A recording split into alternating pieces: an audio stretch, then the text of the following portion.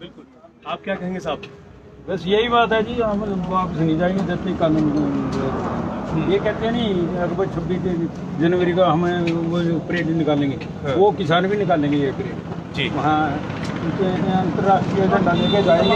ये ना तो पानी सुधार कर सकते हैं उस पर और ना जिम्मेदारों को कर सकते। आधे किसान यूनियन के झंडे होंगे, आधे अंतर्राष्ट्रीय झंडे होंगे जो अपने भारत के झंडे हैं। ये मोदी कितने जोर लगा लो, ये कानून 26 तारीख को हम भी परेड में शामिल होंगे। आपको क्या लगता है क्यों इस तरह से सरकार अड़ के खड़ी हो गई है, क्या कहेंगे आप? ये जी बात तो सुनो जी, फिर वो तो आदरणीय वो बहुत बड़े मुख्य प्रधानमंत्री हैं देश के। ये जितने यानी फिर उनकी परिवार का तो पता नहीं है, परिवार का देश चलाया ही नहीं उन्हें। हैं? एक छोटी सी बात में है जी जी, आइए आइए आप आइए, नाम बताइए पहले साहब आप। मैं सतपाल कहाँ से? अंदाना से, जी जिला संगरूर से। जी बताएं। सर ये कहते हैं, सरकार कहती है कि ये कानून तो हमने किसानों को लिए लाया। हाँ। हम ये पूछना चाहते हैं मोदी साहब से भी, किसानों ने कौन से यूनियन ने मांग की थी इसकी कानून की? बिल्कुल। जो स्वामीनाथन की योग की रिपोर्ट मांग रहे हैं वो तो इन्होंने लागू नहीं की, उस पर तो ये कहते हैं हम लगा नहीं सकते, सिरे से खारिज कर दिया। हाँ, सिरे से खारिज कर दिया। लेकिन ये रिपोर्ट किसने मांगी? पूंजीपतियों ने मांगी होगी जिनके लिए काम कर रहे हैं और जिनके लिए देश सब जानता है कि इन पूंजीपतियों ने मांगी है, उन्हीं के लिए कानून बना रहे हैं। ये किसानों की तो सुन ही नहीं रहे हैं। और ये वही थे जब इनकी सरकार नहीं थी, स्वामीनाथन आयोग की लगातार सिफारिशें किया करते बिल्कुल करते थे। और जब इनकी सरकार आई तो उसके बाद एक कलम से ही इसको जो है हाँ जी हाँ, एक कलम से इन्होंने पहले ही कहा था, जब मैं पहले बैठूंगा तो पहली कलम से ही मैं किसानों के लिए ही काम करूंगा और स्वामीनाथन योग है जो पहली कलम से ही लागू कर दूंगा। लेकिन वो नहीं किया इन्होंने, वो पता नहीं क्यों नहीं किया, क्या इनको दिक्कत थी उसमें करने के लिए। लेकिन ये कानून एक पूंजीपतियों के लिए इन्होंने 1 मिनट में ही लागू कर दिया और जब जबरदस्ती कर रहे हैं। ये बोलते हैं किसानों के लिए, किसानों के लिए कहाँ बाहर से रेट अच्छा मिलेगा तो मंडी में क्या लेने के लिए आएगा? तो इससे तो मंडियों का सारा बिगड़ ही जाएगा, तो अपने आप ही APMC खत्म हो जाएंगे। हाँ, बिहार में तो पहले ये बोलते हैं बिहार जैसा है, तो बिहार का हालत देख लो आप कैसा हुआ हुआ है। बिहार में पहले से APMC का खत्म हुई है और वो लड़के जो बिहार से जितने भी हैं पूंजीपति तो हैं बिहार में, बाकी सब बाहर पंजाब में या और कहीं भी मतलब जिम्मेदारियां में होता है जो उनका, वो भी काम इधर करने आते हैं लेबर के रूप में। वही हाल है पंजाब में, हरियाणा में होगा। इनको भी लेबर के रूप में बाहर ही काम करना पड़ेगा, अपने खेतों में तो मिलेगा नहीं इनको कुछ करने के लिए, तो इनको बाहर ही जाना पड़ेगा। ये जो कहते नहीं है भाई पंजाब आंदोलन कर या हरियाणा की कर, देश का 80% अनाज तो पंजाब हरियाणा में उगाया जाता है। सारे हिंदुस्तान में 20%। अगर पंजाब हरियाणा 80% अनाज 2 साल ना उगाए तो ये भूखे मरेंगे। जब स्विट्जरलैंड से आएंगे, ऑस्ट्रेलिया से लेके आते थे नहीं, अब 2 साल बाद पंजाब हरियाणा बंद करते तो आप ऑटोमेटिक ले आना पड़ेगा, ये सारे भूखे मरेंगे।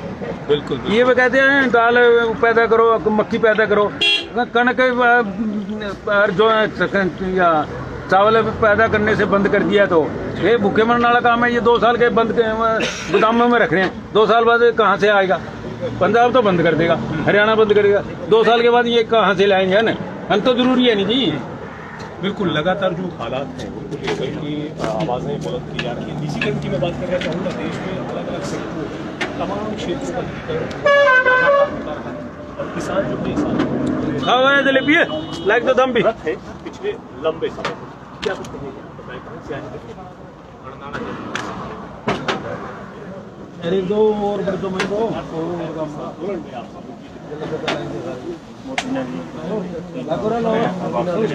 जाने का नाम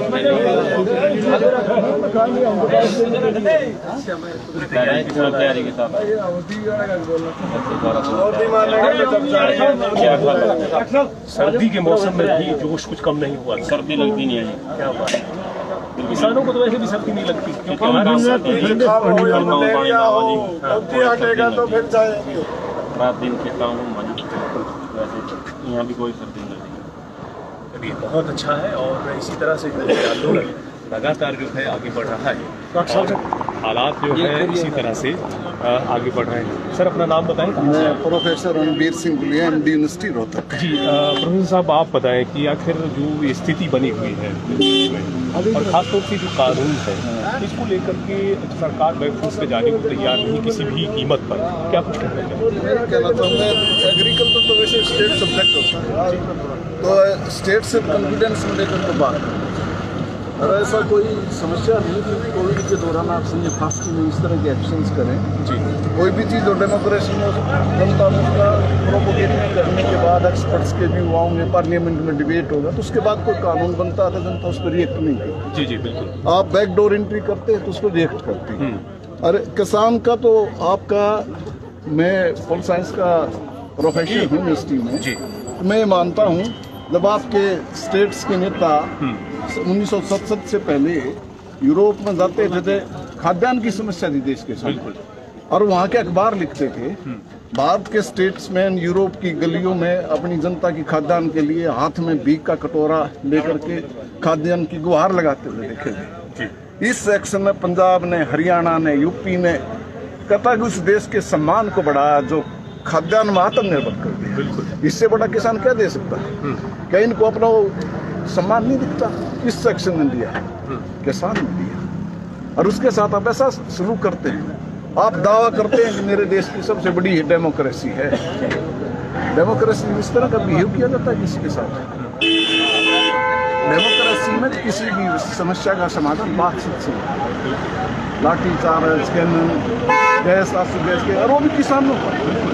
तो ये जो कहते हैं जो डेमोक्रेसी में होना चाहिए, दूसरे देश के तो प्रधानमंत्री रिएक्ट कर देंगे, ऐसा नहीं होना चाहिए। आपके प्रधानमंत्री साहब किसान भी लगातार हाँ 25 किसानों ने अपनी शहादत दे दी है। 25 शहादत एक बहुत बड़ी शहादत की लिस्ट है। और कितनी एनर्जी जो किसानों ने खेत में लगानी थी देश के विकास के लिए, और वो आज रोड पर तो कहता है। अरे एक गजब की चीज़ देखिए ना, इनकी पेशेंस देखिए ना। विश्व का सबसे बड़ा मूवमेंट है ये एग्रीकल्चर का, किसानों का, और इतना शांत प्रिय। इनकी मैनेजमेंट देखिए आप, बिल्कुल जी, बड़े शांतिपूर्ण तरीके है। मेरे यूनिवर्सिटी के MBA के डिपार्टमेंट के 2-4 प्रोफेसर आके गए हैं यहाँ से, और उन्होंने देखा मैं मैनेजमेंट सीखी है भाई इन लोगों से। कितने बड़े सेक्शन को शांतिपूर्ण तरीके से मैनेज किया इन्होंने, किसी तरह के किसी भी नागरिक को कोई भी सिविल डिस्टर्बेंस नहीं हुई। एक रिमार्केबल है। सारे विषयों की इस मोमेंट्स में नजर लगी हुई है, और हमारी सरकार कोई डायलॉग प्रोसेस शुरू नहीं कर रही है। डायलॉग प्रोसेस शुरू करना चाहिए, बातचीत से समस्या का हर एक आज तक चाहे इराक हो, ईरान हो, अरब इजराइल हो, हिंदुस्तान पाकिस्तान हो, सब समस्याओं का समाधान डायलॉग से हो, और सरकार को डायलॉग करना चाहिए। क्या लगता है इस कोविड का बहुत फायदा उठाया सरकार ने? बहुत सी चीजें निजीकरण की तरफ ले जाने की कोशिश भी की। हाँ बिल्कुल, ये तो है ही, क्योंकि जो एक्सपर्ट्स, इकोनॉमिक्स एक्सपर्ट्स की भी रिपोर्ट है, उन्होंने भी ये कहा कि ये जो कहता जो एक्ट पास किए किसान का इतना नहीं है। और इनकी जो 2-3 सीट सेटिंग हुई है, किसानों की मीटिंग हुई है, उसमें भी ये कहा कि हम ये संशोधन करने के लिए तैयार हैं। इसका मतलब लेकिन ना तो है, कुछ कमी तो है। और फिर इन लोगों को मांग क्या रहे हैं आपसे? मांग तो कुछ नहीं रहे। ये तो ना इन्होंने मांगा, ना आपने बगैर मांगे दिया। ये करेंगे हमारे लिए ठीक नहीं था। मान लीजिए डेमोक्रेसी में तो सारी चीज चलती है कंसेंट पर है। जी बहुत बहुत शुक्रिया डॉक्टर साहब, बहुत बहुत शुक्रिया। ये बच्चे भी NSS के हैं। अच्छा, आप लोग भी आए हुए हैं, आप क्या कुछ कहना चाहेंगे मैम इसके लिए? थोड़ा सा आगे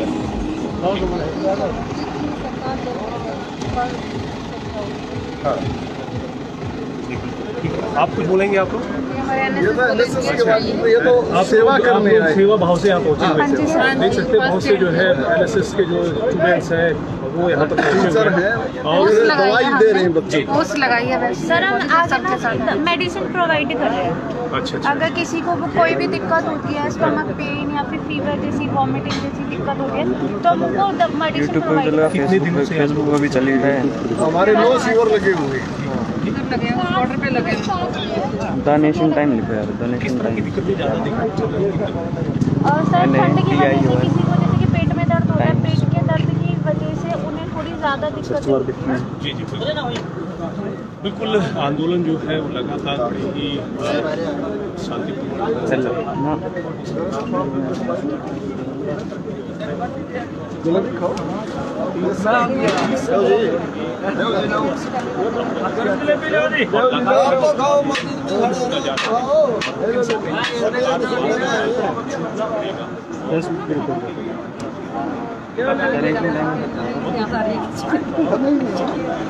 हम लगातार तमाम जिस प्रकार से किसान संघर्ष कर रहे हैं तमाम तस्वीरें आप तक पहुंचाते हैं। बहुत बहुत शुक्रिया। ये भी तो खा लेती है एक एक दिले हाँ जी एक शुक्रिया दो ले दो हाँ जी आप सुनाओ जी आप आगे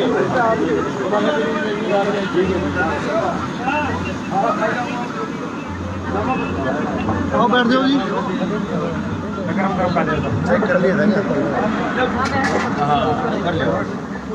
दो एक और असल क्या करें